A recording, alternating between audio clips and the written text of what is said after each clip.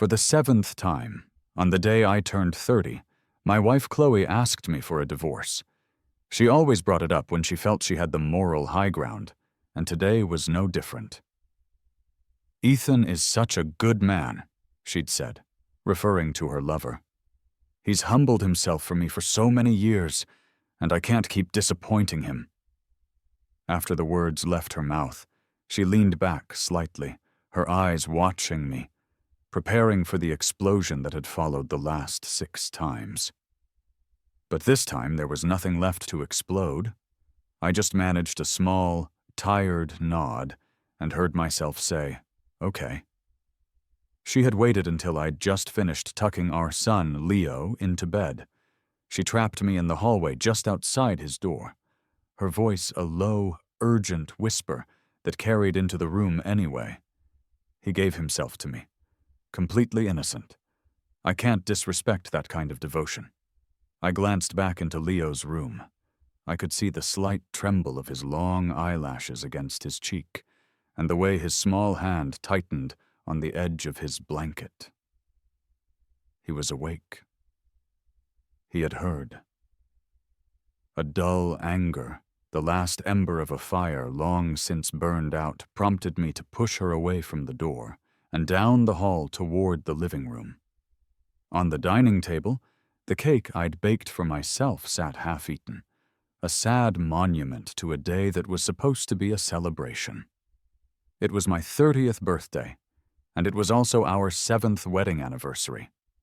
It felt like no time at all, and a lifetime rolled into one. 7 years of marriage, 3 of which had been a lie.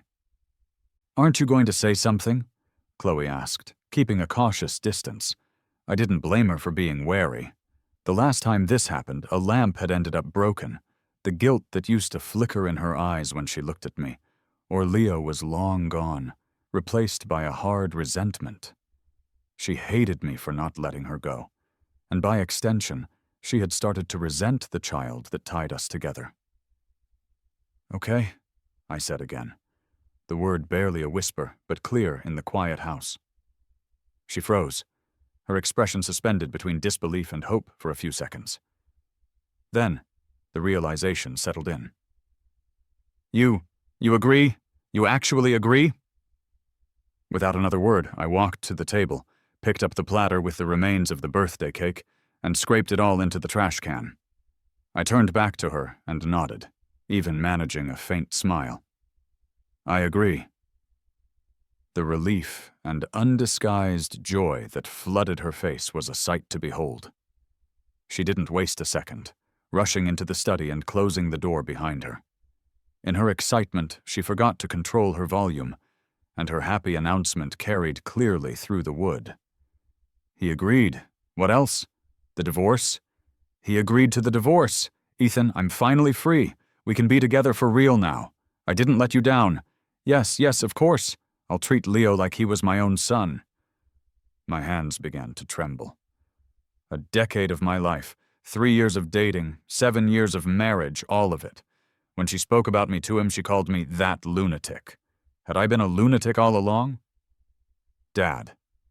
The small voice snapped me out of my thoughts. I looked down to see Leo standing beside me, his eyes red-rimmed. "Dad, who is Mom talking to on the phone?" "A co-worker," I lied weakly. "Are you and Mom getting a divorce?" For 3 years, I had done everything I could to shield him from the truth of Chloe's affair, but children are not fools. They feel the cold fronts that move through a house. For a moment, I had no idea how to answer him. The study door swung open, and Chloe walked out, a stack of papers in her hand and an excited glint in her eye. She stopped short when she saw Leo standing there. "Why is he out of bed?" she snapped, her glare fixed on me. I remembered the first time she'd asked for a divorce. I'd asked her why, if she was seeing someone else. She denied it with such fierce conviction, determined to protect Ethan by turning her blade on me instead. She said she was disgusted by how I looked, that I was a fat pig who embarrassed her in front of her colleagues. After Leo was born, I had devoted myself to being a stay-at-home father, and in the process I had let my own health slide. I'd gained a lot of weight, and the lean, handsome man she married was gone. Once she saw how deeply her words cut me, she knew she'd found her weapon of choice. In the mornings, when I was quietly making breakfast or getting Leo ready for school, she would storm out of the bedroom. "Can't you walk lighter? You sound like a stampede. If you don't care about waking me, think about the neighbors." I began to move through my own home like a ghost. I started exercising, shedding the weight until I was back to what I was when we met. The day I hit my goal weight, she asked for a divorce again. The reason this time? We had nothing in common. I was just a stay-at-home dad, and she was a rising executive. I wasn't worthy of her. Every single time, the fault was mine. I wasn't young enough, handsome enough, gentle enough. I was coarse and couldn't understand the pressures she was under. She never once mentioned Ethan, not until the day I found undeniable proof and confronted her. That was when the mask finally shattered. "What right do you have to compare yourself to Ethan?" she had screamed. "He's young and handsome and gentle, and he loves me. He's pure." That argument ended with both of us in the hospital. It was also the first time I met Ethan in person. He came to her hospital room, and the moment he saw me, he fell to his knees, tears streaming down his face.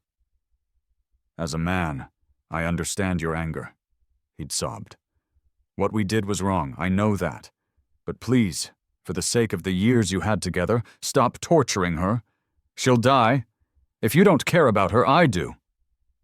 He then grabbed my hand and began slapping himself with it, over and over. Chloe, ignoring her own IV drip, scrambled out of bed and crawled to his side, and the two of them clung to each other, weeping. It was a perfectly staged, tragic romance. "Mom's phone call woke me up," Leo's small voice said, pulling me back to the present. He was unnervingly calm. "Is Mom divorcing you, Dad?" Chloe faltered, unable to meet our son's gaze. He was only 6 years old, and he was being forced to navigate this ugly adult world. I tried to guide him back toward his bedroom, but he planted his feet, refusing to move. "This is my home and Dad's home. Mom should have left a long time ago." Chloe's eyes widened in shock, as if she couldn't comprehend the words coming from her own child. "You're the one who betrayed our family, Mom. I'll never forgive you. I don't have a mother like you." After delivering his verdict, he turned and patted my hand. "Don't be scared, Dad. I'll always be with you." My throat tightened, a wave of warmth and pain washing over me at the same time. Once Leo was settled back in his room, I turned to Chloe and pointed at the papers she was still holding. "Is that the divorce agreement?" She nodded, still looking numb. "Let me see it." She didn't move, so I walked over and took the documents from her hands, reading through them. Leo's custody would naturally fall to me. She was also offering 60% of our shared assets and the house we were living in. I immediately dialed my lawyer's number, putting him on speaker. He confirmed my thoughts.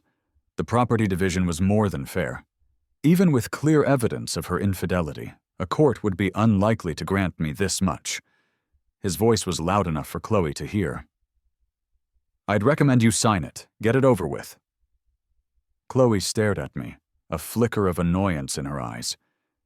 "You've already spoken to a lawyer about this? When?" I think she was disappointed. In her version of this story, I was supposed to be on my knees, begging her to stay, giving her the satisfaction of a final, brutal rejection. I didn't answer her. I just picked up a pen from the counter and signed my name on the last page. "Tomorrow is a weekday. We can go to the courthouse in the morning." Chloe hesitated for only a moment before signing her own name. She looked at me, and for the first time in 3 years, there was a softness in her gaze. "I'll stay here with you tonight." A wave of nausea rolled through my stomach. The thought of her coming back to our bed to offer some kind of pathetic comfort after a passionate phone call with Ethan was repulsive. "You don't have to—" Before I could finish, her phone rang. It was his custom ringtone, some breathy, sentimental piece of music he had set himself. He had once told me to my face that he only wanted a small corner of her life, that he would never try to compete with me or hurt our son. In the end, his call was all it took to lure her away. The next morning, after I dropped Leo off at school, I drove to the courthouse. The first person I saw in the lobby was Ethan. He was wearing a bright red shirt that was a jarring contrast to the cool, detached artist persona he usually adopted. "Why do you think he suddenly agreed?" he was asking Chloe, holding her hand. "Do you think the money you offered was just too much for him to refuse?" "Who knows?" Chloe sighed. "You're just too kind, too generous," Ethan pouted. "It almost makes me want to be a stay-at-home husband. Do nothing all day and still walk away with a fortune." Chloe's expression soured slightly. "He's in a difficult position. He has a child to raise." Ethan reached out and smoothed the crease between her eyebrows. "I just feel bad for you. All your years of hard work, and you end up taking such a big loss because of him." Chloe was about to reply when she saw me approaching. "Adam," Ethan said, trotting over with a nervous energy. He tugged at his shirt. "You're not mad at me, are you? It was Chloe's idea. She made me wear this to celebrate our new beginning." "What do you want me to say?" I asked flatly. He froze. A few people in the lobby turned to look. "Should I congratulate you on being so pure and innocent while destroying a family?" His face went pale, and his eyes immediately welled up with tears. Chloe stepped in front of him, pulling him behind her protectively. "I've told you before, our marriage failed for reasons that had nothing to do with Ethan. If you need to blame someone, blame me. I'm the one who fell out of love with you. You're the one who changed into someone who wasn't worth loving." "Right," I chuckled humorlessly. "I'm not worth your love. So you found love somewhere else and still want to pretend you're the victim? It's pathetic." "That's enough," she snapped. I had no desire to argue. All the fighting had been done over the past year. Today was supposed to be a day of relief. We waited in line for nearly 3 hours. Ethan had gone to wait in the car. As our turn approached, Chloe glanced out the window and then looked at me. "Are you doing okay?" I found the question odd. Why wouldn't I be? She seemed relieved by my answer. "If you ever have any problems, you can come to me. I'm still Leo's mother, after all." I didn't respond. The clerk looked over our paperwork, asked about our child, and then asked about my profession. "I've been a stay-at-home father since he was born." The clerk, a kind-looking woman, shook her head and began advising me to reconsider. Chloe immediately tensed up, watching me, terrified I would change my mind. "No need," I said firmly. "I've thought this through." The clerk persisted for a few more minutes, but seeing my resolve, she finally processed our application.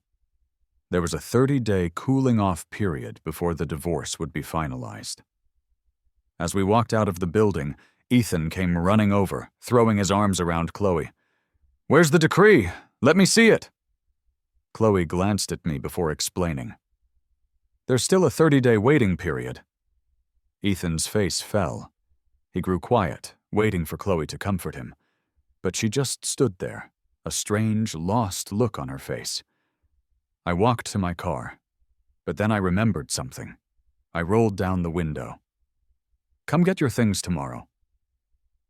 Chloe seemed to be in a daze and took a moment to register my words. I might not have time in the next few days." "Then I'll pack them and have them shipped to you. Just text me the address." "No, she started to say, but I had already driven away. The first thing I did when I got home was change the code on the front door. The next morning, Chloe was at my door, looking annoyed when she realized the code had been changed. You couldn't wait, could you?" "The way you say that," I said, a small, amused smile on my face. "You'd think I was the one who had an affair." Her expression soured. She went to the study to pack her personal belongings, and I stood in the doorway, watching. At the bottom of her bookshelf was a small, dusty box.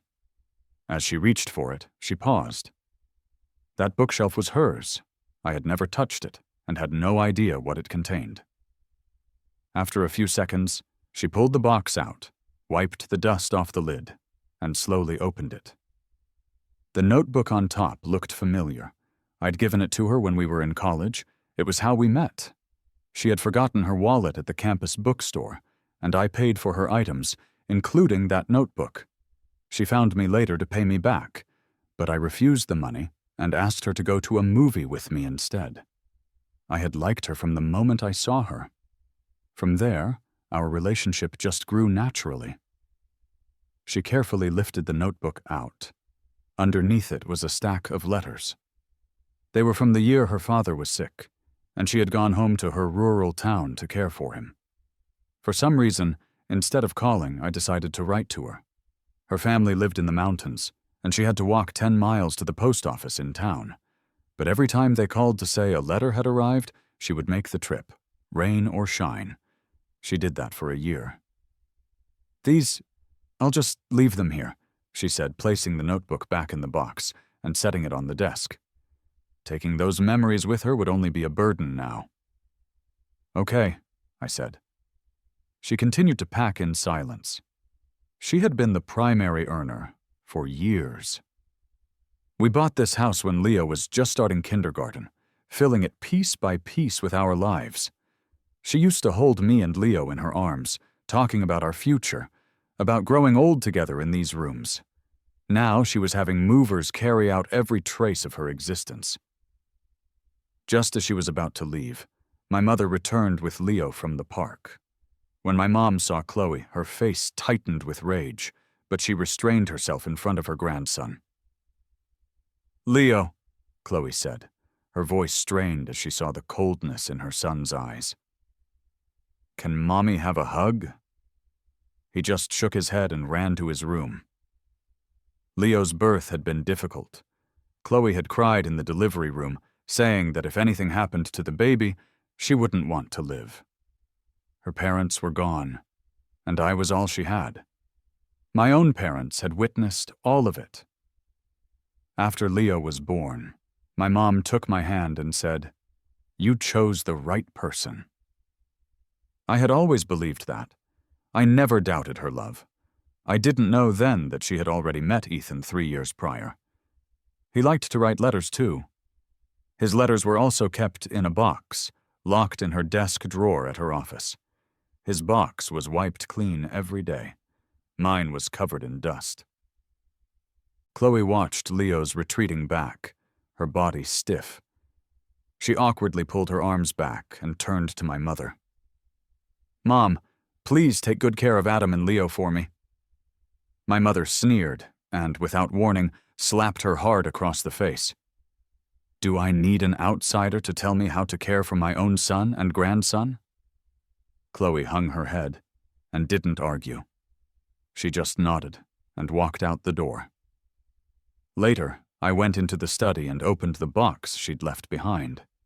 I thought I might read the letters, reminisce about the love we once shared. But the moment I lifted the lid, I felt nothing. No nostalgia, no sadness, just an empty space. I picked up the box, walked out to the hallway, and dropped it into the communal trash bin. When I turned around, Chloe was standing there, watching me. She started, then stopped. I didn't have the patience to hear whatever she wanted to say. As I turned to go back inside, she grabbed my arm. "You never answered me. When did you see a lawyer about the divorce?" I pulled my arm free. "The 10th of last month." She frowned. "Why the 10th?" She knew that day held no special significance for us. I gave her a small smile. "You'll figure it out soon enough." I walked past her and closed the door. I didn't find out until much later that she had gone back and retrieved the box from the trash. After the divorce, I moved back in with my parents. They helped with Leo, which allowed me to go back to work. While the settlement was generous, it wasn't enough to support us for the rest of our lives. I had a degree in music, and though I'd been out of the workforce for years, my skills were still sharp. My old college roommate, Mark, had opened a music school and would sometimes ask me to fill in. When he heard I was looking for a permanent job, he insisted I come work for him. "Okay," I said, grateful for the offer. "But I'm looking for something long-term this time." He paused. "Did something happen?" "Nothing major, just got divorced." His eyes widened. In public, Chloe had always played the part of the perfect wife and mother. "Can I ask why?" he asked hesitantly. "She was cheating on me for years." He rubbed his forehead and sighed. "Well, there goes my faith in love. I thought you two were the one good couple left." We didn't dwell on it. I threw myself into my work. I've always been good with children, and aside from the initial raw period after discovering Chloe's affair, my temperament has always been steady. The kids in my classes seemed to like me, all except for one little boy who seemed to dislike me on sight. I didn't know him, but there was something unsettlingly familiar about his eyes. It wasn't until the end of the day that I understood why. "Finn, did you miss Daddy?" A man called out, and the little boy ran to him. "Dad, why are you picking me up today?" I walked over slowly. The boy's father was about to answer when he saw me, and all the color drained from his face. It was Ethan. "Is this your—" I asked, smiling at him. He quickly pulled the child behind him. "This is, my little brother." Hearing this, the little boy, Finn, looked down at the floor, his hands clutching Ethan's shirt. "Oh," I nodded. "Your brother is a very cute kid."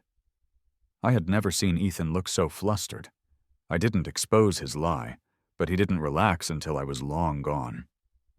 The next day I heard that Finn had been unenrolled from the piano class. His father had come in that morning and didn't even ask for a refund. I asked my colleague, "Is his father's name Ethan?" She nodded. "Yeah, that's him. I think he's divorced. His ex-wife is apparently a real piece of work, racked up huge debts. One time she even tried to take the kid from the school." My colleague had been Finn's teacher. When the woman showed up claiming to be his mother, she hadn't thought twice. It was only later that she found out what a mess it had all been. Chloe's words echoed in my mind. Ethan came to me pure and innocent. I was his first woman. I couldn't help but laugh. This was going to be interesting. When I got home, Leo told me his mother had visited his after-school program. "She said she wanted to take me out for a nice dinner," he said, holding my arm. "What did you eat?" He shook his head. "She got a phone call and had to leave." I knew why he was upset. He must have known the call was from Ethan. "But I heard him asking Mom for money," Leo added quietly. Mom didn't sound happy. I pulled my son into a hug. "From now on, if she wants to take you anywhere, you have to call me first, okay?" I had no trust left for Chloe. With all the horrible stories you hear, the thought alone was terrifying. "I know. Grandpa and Grandma told me the same thing." A few days later, Chloe showed up at the music school. She looked exhausted, with dark circles under her eyes. "Can I help you?" I asked. I was in a hurry to pick up Leo. She blocked my way but didn't say anything. It was incredible how much the divorce had changed her. "I'm going to Colorado next week," she finally said. I frowned, not understanding. "Will you be back in time to finalize the divorce?" She seemed taken aback by my question, a look of disappointment crossing her face. "Yes." "Good," I said, and tried to move past her, but she blocked me again. "What do you want, Chloe?" She took a deep breath. "I want you to come with me. I know you always wanted to see the mountains there, but I was always too busy. I want to make it up to you." I found the suggestion absurd. I had wanted to go, yes, but I had wanted to go with her, the woman I was married to. She always had an excuse. "Let's go together," she urged, mistaking my silence for consideration. "I've never been there either." "You have a terrible memory," I said, my voice flat. "Do you need me to show you the video of you and Ethan in that hotel in Colorado to refresh it?" An anonymous number had sent it to me months ago. "Since we're getting a divorce, Chloe, try to have a little dignity. Don't try to have it both ways. It just makes me sick." I pushed past her and drove away. The month passed quickly. On the day we were to receive our final divorce decree, Ethan was there again. From the moment I walked in, Chloe's eyes were on me. Are you doing okay?" she asked. "I'm great," I nodded. "And Leo, is he okay? Are your parents okay?" "Your parents are someone else's problem now," I said impatiently. Ethan shot me a glare. "Laura took so much of your money, of course he's happy. You're the only one foolish enough to still worry about them." "That's enough," Chloe snapped at him. "Can you stop talking about money for 1 minute?" Ethan's face flushed with anger, and he stormed outside. Soon it was our turn. The clerk asked one last time, "Are you both sure?" "Yes," I said, looking at Chloe.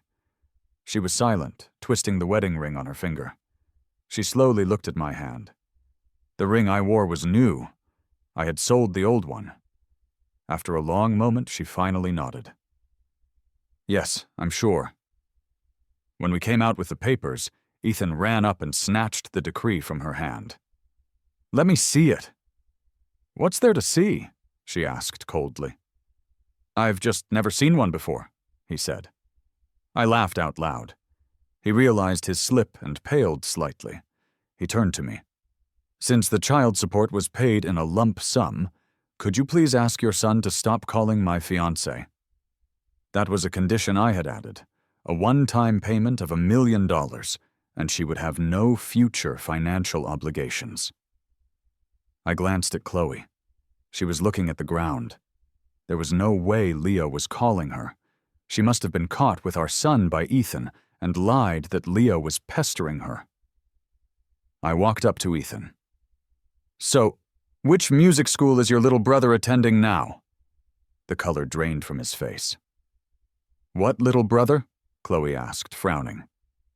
It's my little brother," Ethan stammered, glancing at me nervously. "I told you about him." I had no desire to watch their drama unfold. I turned to Chloe. "I wish you both a lifetime of happiness." And with that, I left without looking back. The day before New Year's Eve, my dad told me that Chloe had been laid off from her company. My mom wasn't surprised. I'm surprised they waited this long. A friend of my dad's was a senior manager there, and he had told my parents months ago that her position was being eliminated. At the time, they didn't know about the affair and had planned to encourage me to help her find a new job. But before they could, I announced I was getting a divorce. My dad was shocked, even trying to convince me to stand by her through a difficult time. He couldn't understand my decisiveness. It was July 10th when my dad's friend told him the news. That was the day I had gone to see my lawyer. That was the day I was reborn. My main hesitation about the divorce had always been Leo's financial security. Her company's decision was the push I needed. Chloe got a severance package, but she and Ethan had just taken out a large mortgage on a new house and were planning a wedding. Without her income, it was all a crushing burden.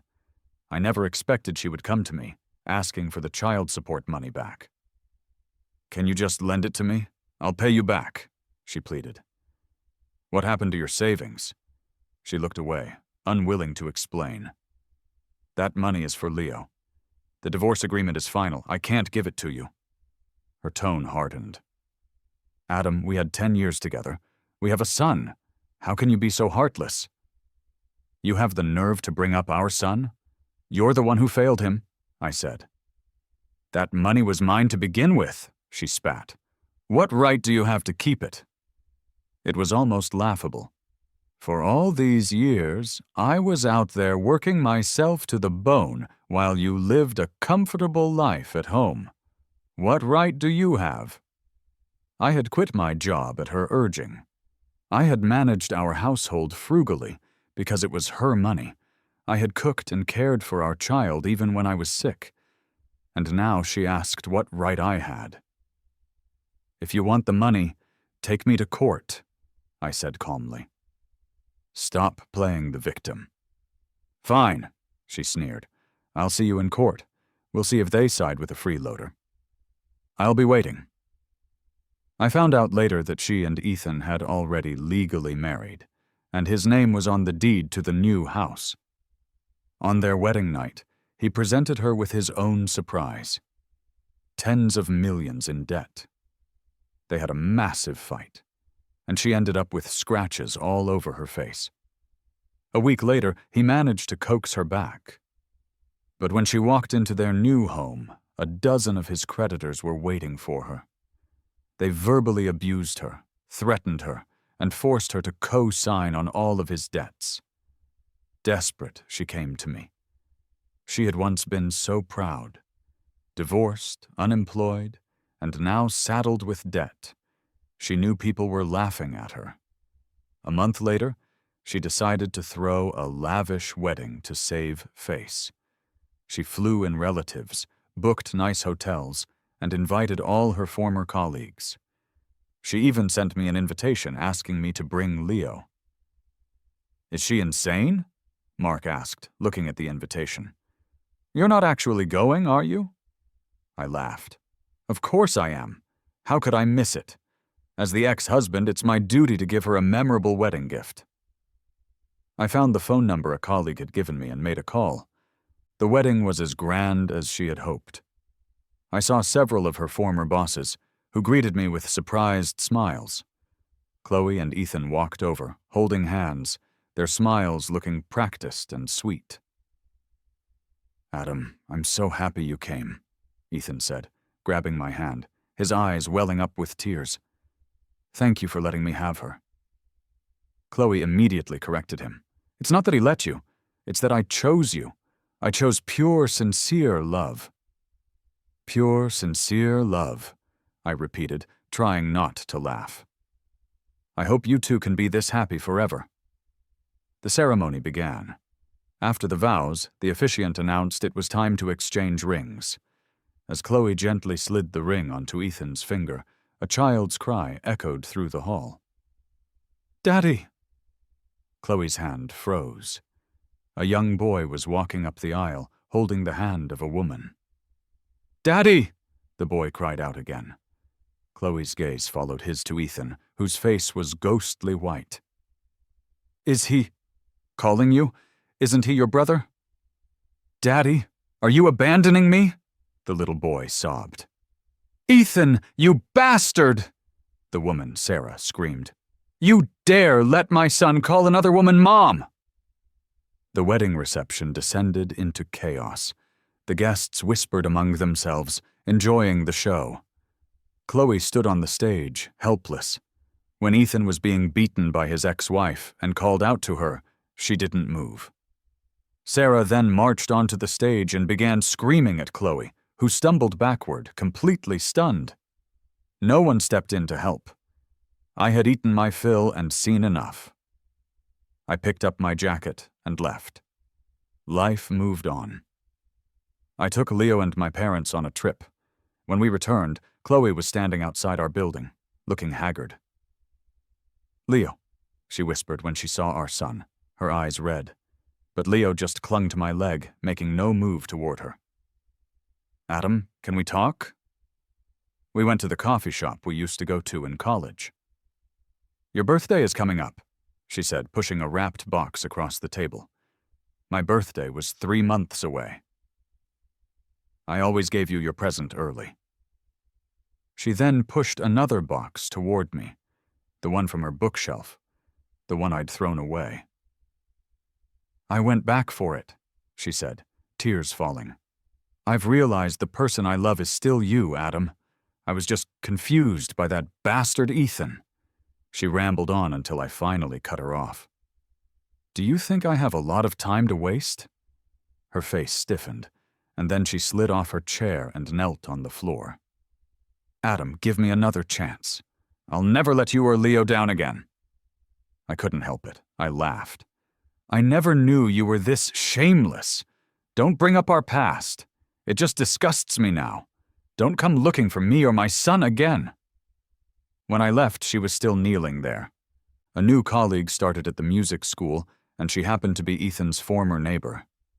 From her, I learned the full story. Ethan had married his college girlfriend, Sarah, after she became pregnant. His parents disapproved. After they were married, Sarah claimed she wanted to start a business. Ethan, ever the supporter, sold the house his parents had bought for them and borrowed millions from friends and family to fund her venture. But she wasn't starting a business. She was gambling. He became so desperate to pay off her debts that he took out loans from loan sharks. He had targeted Chloe because he saw her as his financial salvation, but fate intervened. Now, his debts were her debts. They sold the new house but were still millions in the red. Her dreams of starting her own business were gone. By the time I heard all this, they had been forced to leave the city. Later, I heard that Chloe was working in another state. Not long after that, news came that she had been arrested for embezzling company funds and sentenced to several years in prison. The idea that she would be over 40 when she was released, still responsible for raising someone else's child, was a bitter pill to swallow. Sarah, at least, had a quick end: alcohol poisoning. But none of that had anything to do with me anymore. My life was my own now, quiet and simple. I had my work, my son, and my parents. We took trips when we could. We weren't wealthy, but we had everything we needed: